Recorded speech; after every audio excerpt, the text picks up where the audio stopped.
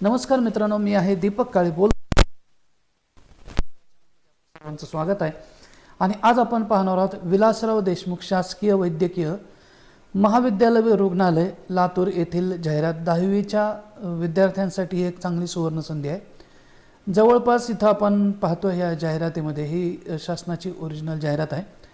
यामध्ये जवळजवळ 76 जागा आहेत। त्यामध्ये कक्षक सेवक आहे, शिपाई आहे, बाह्य रुग्ण विभाग सेवक आहे, माळी आहे, स्वयंपाकी आहे, शक किरण सेवक आहे, एक्सरे म्हणजे प्रयोगशाळा परिचर आहे, रक्तपेढी परिचर आहे, अपघात विभाग सेवक आहे, सहाय्यक स्वयंपाकी आहे, पहारेकरी आहे, नावी आहे आणि धोबी आहे। तर याची पदाची वेतन श्रेणी इथं दिलेली आहे।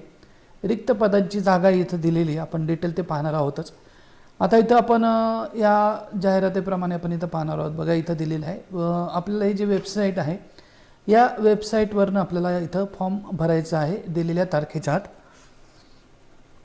वेबसाईट इथं दिलेली आहे www.vdgmclatur.org या नावाची वेबसाईट आहे। याची लिंक इथं दाखवल्याप्रमाणे तुम्ही ओपन करा आणि त्याच्यावरून फॉर्म भरायचा आहे। मी आज फॉर्म कसा भरायचा हे सांगणार नाही, आज आपण फक्त कोणकोणत्या जाहिराती आहेत, त्याचे काय काय तुम्हाला संधी उपलब्ध आहे ते सांगणार आहे। जर कोणाला ही जाहिरातीची PDF पाहिजे असेल तर माझ्या या व्हिडिओच्या खाली लिंकमध्ये टेलिग्राम चॅनलची लिंक दिलेली आहे किंवा व्हॉट्सअप ग्रुपची, तिथं जॉईन व्हा, तुम्हाला ही जाहिरात तुम्हाला तिथे मिळून जाईल। पुढे आता आपण आरक्षण संदर्भात डिटेल आपण तुम्ही या जाहिरातीत वाचणार आहोत। वेगवेगळ्या पद्धतीचे आरक्षण आहेत तो आपल्याला ते माहिती आहे। खेळाडूचं आरक्षण आहे किंवा दिव्यांग आरक्षण आहे। आता आपण पुढे घेणार आहोत, एवढं डिटेल प्रत्येक गोष्ट पाहणार नाही। अनाथांचं आरक्षण असेल, माजी सैनिकांसाठी आरक्षण आहे, प्रकल्पग्रस्त जे विद्यार्थी आहेत त्यांच्यासाठी आरक्षण असेल, भूकंपग्रस्ताचं आरक्षण आहे, पदवीधर अंशकालीन कर्मचारी यांच्याकरता आरक्षण राखीव असणार आहे। तसेच आता आपण इथं शैक्षणिक अर्हता सगळ्यात महत्त्वाचा जो पॉईंट आहे तो आपण आता इथं पाहणार आहोत। मी आत्ताच तुम्हाला या अगोदरच सांगितलं होतं की आपल्याला 10वी पासच्या विद्यार्थ्यांसाठी ही जाहिरात आहे। तो 20/8/2026 रोजीपर्यंत तुम्ही ही 10वी पास असणं गरजेचं आहे आणि मराठी भाषेचं ज्ञान असणे आवश्यक आहे। आता इथे एक बरेच जण म्हणतात की आपल्याला मराठी भाषेचं नॉलेज आहेच, मग पण आपल्याला एक कागदपत्र द्यावे लागतात। तर ते कोणतं आहे? तुम्हाला 10वीला मराठी विषय असतोच, त्यामुळे त्याचं काही वेगळं कागदपत्र देण्याची गरज नाही। पण ज्यांना 10वी 12वीला मराठी विषय नसेल त्यांना ते एक मराठी भाषेची परीक्षा असते, ती पास होणं बहुतेक गरजेचे असावे। ज्या अर्थ येते त्यांना मराठी भाषेचे ज्ञान आवश्यक आहे असं दिले। पण ज्यांचं 10वी आणि 12वीला मराठी हा विषय घेऊन बसले असतील तर त्यांना ती परीक्षेची काही गरज नाही असं मला वाटतं। याच्याविषयी आणखी माहिती मला तुम्ही कमेंटमध्ये विचारा, मी त्याविषयी सांगेन। याची थोडीशी आपण चौकशी करूनच घ्यायची आहे। पण 10वीच्या वर्गामध्ये जर आपल्याला मराठी विषय असेल तर याचं काही टेन्शन घ्यायचं कारण नाही। आता माजी सैनिकांचं आरक्षण वगैरे आहे, आपण याचं आता डायरेक्ट पुढे जाऊया। पात्रता जी आहे ती आहे तुम्ही भारतीय नागरिकत्व असलं पाहिजे। वयोमर्यादा जी आहे ती खुल्या प्रवर्गाकरता म्हणजे ओपन कॅटेगरी करता, हे बघा जी वयोमर्यादा आहे ना ती 20/8/26 पर्यंत गणली जाणार आहे, ते लक्षात द्या, म्हणजे धरली जाणार आहे। आपली जन्मतारीख किंवा जी आहे ते ह्याच्यातून वजा करा आणि जे दिवस राहतात, आता इंटरनेटवर कुठेही आपलं जन्मतारीख कॅल्क्युलेटर तुम्हाला भेटून जाईल। तर 20/8/2026 मधून तुमची जन्मतारीख वजा करा, जे होईल जर आपलं ह्या वय 18 ते 38 पेक्षा पर्यंत बसत असेल ओपन कॅटेगरीतल्या मुलांना तर आपण अर्ज करू शकता। OBC कॅटेगरीसाठी 18 ते 43 आहे, पण नॉन क्रिमिलियर सर्टिफिकेट लागतंय। कोणकोणत्या गटाला लागतंय ते आधी आपल्याला माहितीच आहे, पण नसेल माहिती तर मला कमेंटमध्ये कळवा, मी तेच सांगेल। पदवीधर अंशकालीन उमेदवारासाठी 55 वर्षापर्यंत वयोमर्यादा लागेल, स्वातंत्र्य सैनिकांसाठी 45 वर्षापर्यंत, खेळाडूंसाठी 43 वर्षापर्यंत, दिव्यांग उमेदवारांसाठी इथे 40% काय असेल ते व्यवस्थित वाचून घ्या। प्रकल्पग्रस्त, भूकंपग्रस्त, माजी सैनिक हे डिटेल जाहिरातीमध्ये वाचायचं आहे। परीक्षेचे जे स्वरूप आहे त्याविषयी आता आपण इथं चर्चा करणार आहोत। तर इथं सगळ्यांसाठी एकच परीक्षा आहे, म्हणजे आपण जर अर्ज करणार आहोत तर त्यासाठी मराठीला 25 प्रश्न आहेत, प्रत्येक प्रश्नाला 2 गुण म्हणजे 50 मार्काचे. तसंच इंग्रजीसाठी पण 25 प्रश्न, सामान्य ज्ञानसाठी 25 प्रश्न, बौद्धिक चाचणी अंकगणितसाठी 25 प्रश्न, असे एकूण 100 प्रश्न असणार आहे आणि 200 मार्काची परीक्षा असणार आहे. बहुतेक परीक्षा ऑनलाईन असणार आहे, आपण ते पुढं पाहणार आहोत. अभ्यासक्रम इथं दिलेला आहे डिटेलमध्ये. परीक्षा 2 तास आहे म्हणजे 120 मिनटं परीक्षा असणार आहे. इथं अभ्यासक्रमाविषयी आपण थोडंसं डिटेल पाहूया. मराठी भाषेचा अभ्यासक्रम आहे. सर्वसामान्य शब्दसंग्रह, वाक्यरचना, व्याकरण, म्हणी, वाक्यप्रचार, त्याचा अर्थ व उपयोग, तसेच उतार्यावरील प्रश्नांची उत्तरे असं आहे. इंग्रजी भाषा इथं हे सगळं आहे. याचं तुम्ही स्क्रीनशॉट काढून घ्यायचा आहे म्हणजे तुम्हाला अभ्यासाला बरे पडेल.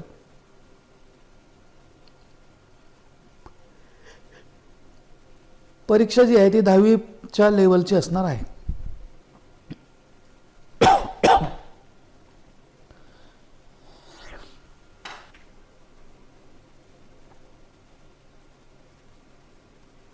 परीक्षा ही ऑनलाईन असणार आहे. कॉम्प्युटर बेस, प्रत्येक प्रश्नाला 2 मार्क आत्ता आपण पाहिलेच आहे ते.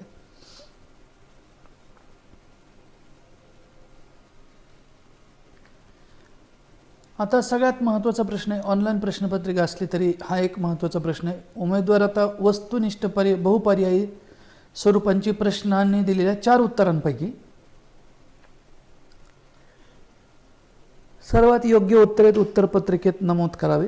तसेच उत्तरपत्रिकेत सोडवलेल्या चुकीच्या गुणांना निगेटिव्ह मार्क म्हणजे वजा गुण कमी केले जाणार नाही. ही एक चांगली तुम्हाला सोयीस्कर आहे परीक्षा.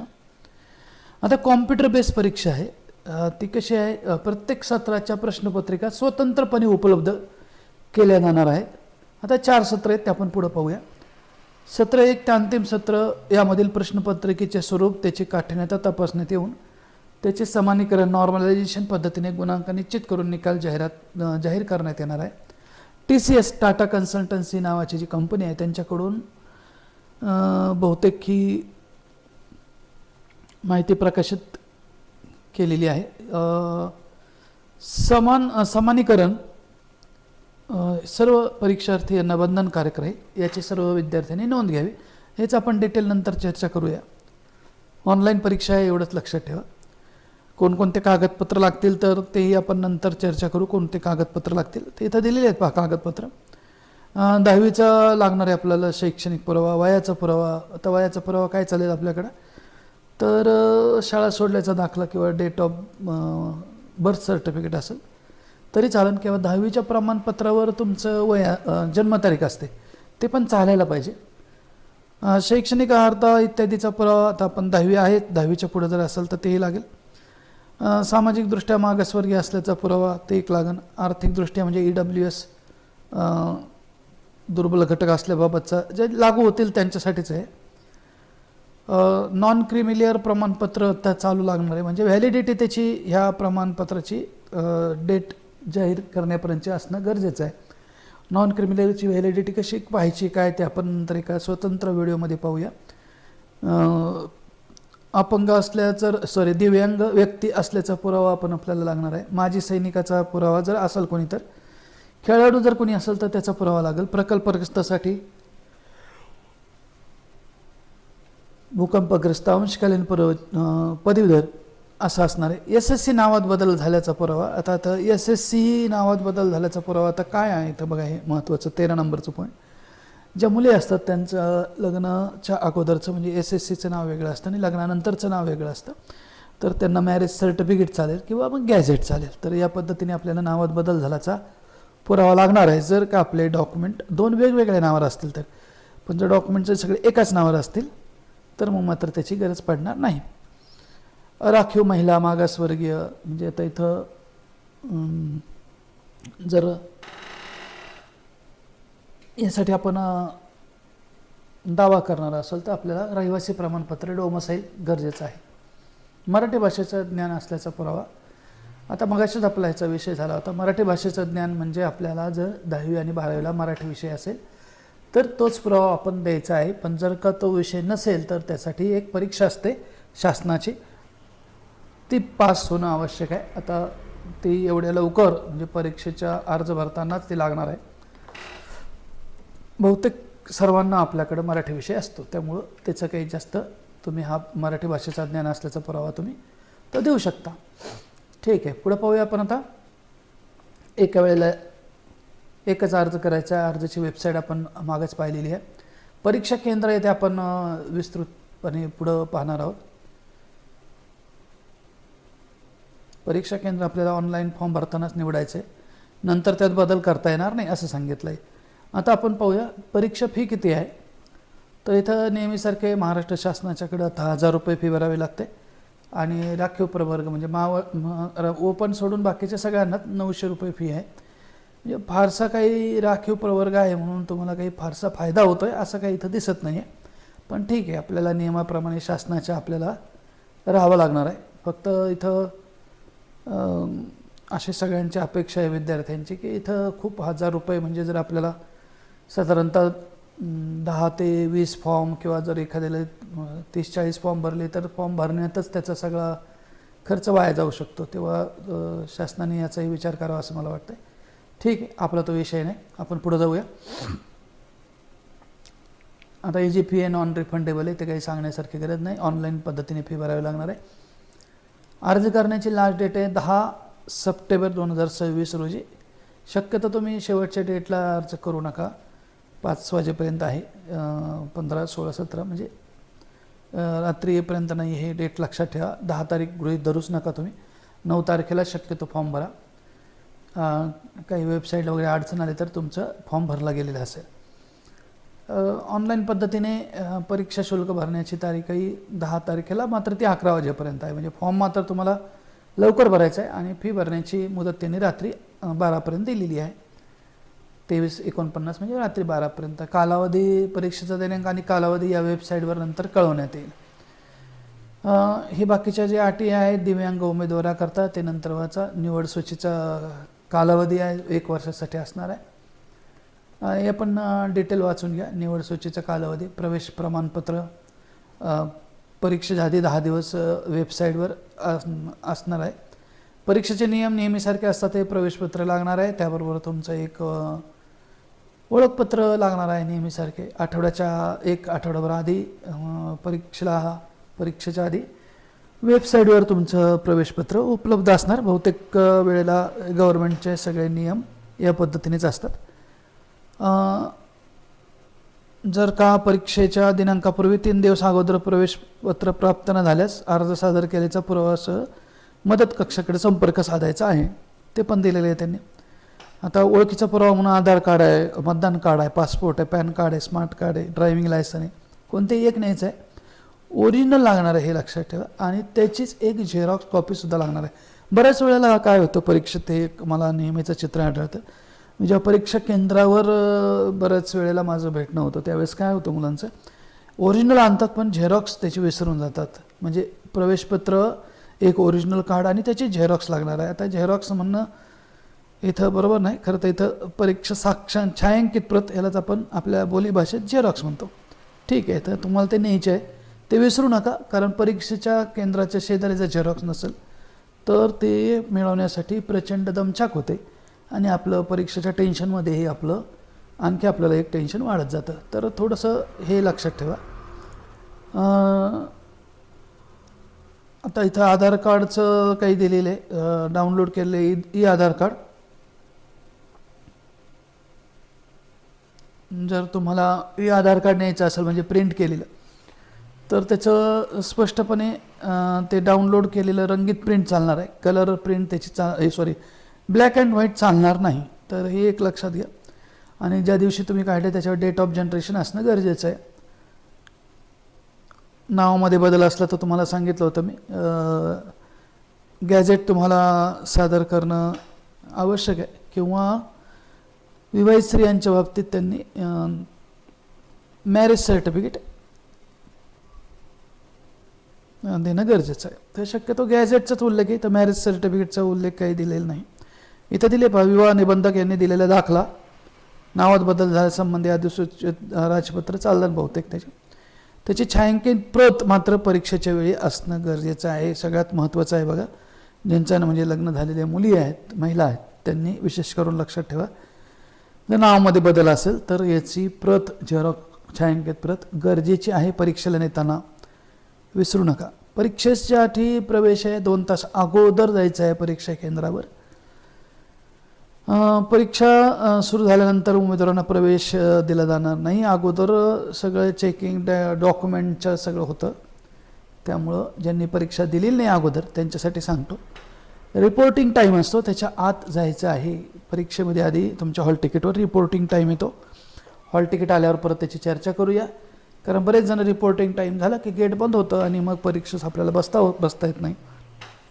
आपण एवढ्या लांब गेलेलो असतो, त्यामुळं तिथं ते आपल्याला प्रवेश देत नाही. त्यामुळे रिपोर्टिंग टाईमच्या आत जायचं आहे.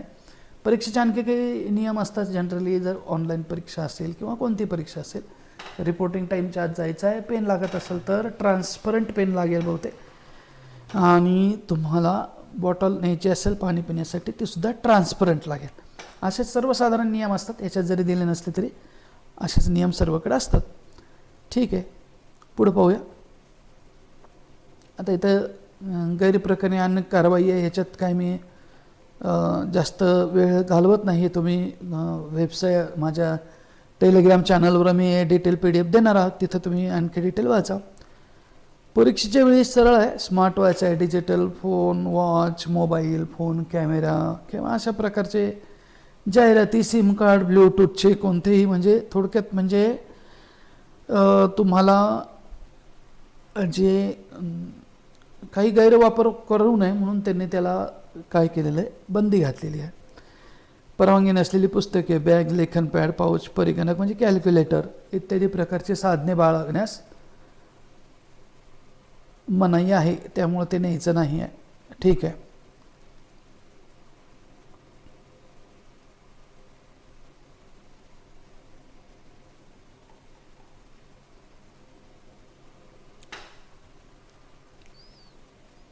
आता इथं परीक्षा कशा पद्धतीने होणार आहे ते बघूया. Group A, B, C, D, Marathi, English, general knowledge आणि IQ. ग्रुप A मध्ये असे प्रश्न येणार आहे 25. ग्रुप B मध्ये आणखी 25 प्रश्न असेच C आणि D मध्ये येणार आहे. पहिला ग्रुप 30 मिनटं वेळ दिला जाणार आहे. दुसरा ग्रुप 30 मिनटं वेळ दिली जाणार. तिसरा ग्रुप 30 मिनटं वेळ दिला आणि चौथा ग्रुप D 30 मिनटं वेळ दिला जाणार आहे. आता इथं परीक्षा कशी होणार आहे हे मी वाचले, पण तुम्हाला मी सांगतो की तुमचा पहिला 30 मिनटाचा कालावधी पूर्ण झाल्यानंतरच, जरी तुमचे 25 प्रश्न लवकर सोडून झाले, त्यानंतर तुम्हाला ग्रुप B घेता येईल, त्याच्यानंतर ग्रुप C घेता येईल आणि त्याच्यानंतर ग्रुप D घेता येईल असं आहे.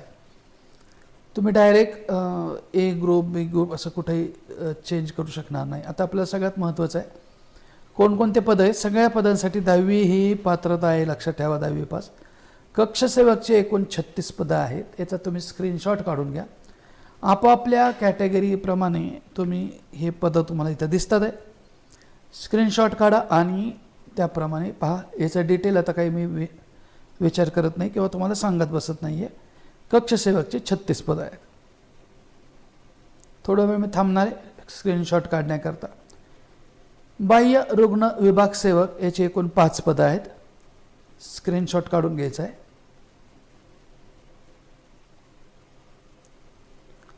शिपाई एकूण 10 पदं आहेत.